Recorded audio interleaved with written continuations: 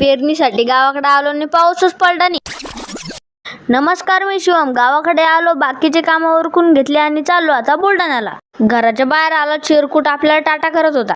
गाडीत पहिले एवढं कोचू सामान भरलं होते का आम्हाला तर काही बसायला जागा नव्हती भो. दादा आणि ते तर मस्त पुढच्या शेटावर आवरून घेतलं होतं आणि मला तर काही जागा दिली नाही. मग कसा तरी बसलो. मग फटाफट गणपती बाप्पाच्या पाया पडले आणि निघालो सवारीला. आम्ही गावाकडे गेलो तर पेरणी करायला तर काही पाऊस आला नाही. आम्ही जसं गाडीत बसलो आणि गाडी स्टार्ट केली तसं झाला पाऊस सुरू. आता तर काही वापस जाता येत नाही, काहून की उद्यापासून तर शाळा सुरू होणार होती. मग काय, पप्पांना मस्तपैकी गाडीत गाणे लावले आणि चाललो बुलढाण्याला. गाणे ऐकता ऐकता कशी झोप लागली मला कळालंच नाही. मग दादानं घेतला चुपचाप व्हिडिओ काढून माझा. तर फायनली आम्ही पोहोचलो होतो बुलढाण्याला. घरातलं पाणी काही चांगलं लागणार नाही 8-1 दिवसाचं, म्हणून आम्ही ATM मधून पाणी काढायला गेलो.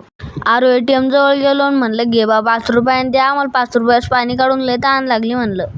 घरी आलो मम्मीनं त्यानं मस्त पाणीपुरी बनवून ठेवली होती. म्हणलं आता मस्त जमलं भो. मग फटाफट खादाड्यावानी खायला सुरुवात केली मी बी. पाणीपुरी खाऊन झाल्यावर आता जायचं होतं आपल्याला शाळेचे बुटं घ्यायला. आम्ही बुटं घेतो. तर लोक तुम्ही लाईक करा, फॉलो करा. व्हिडिओ कसा वाटला कमेंटमध्ये नक्की सांगा. भेटू पुढच्या व्हिडिओमध्ये. तोपर्यंत tata, bye bye, see you.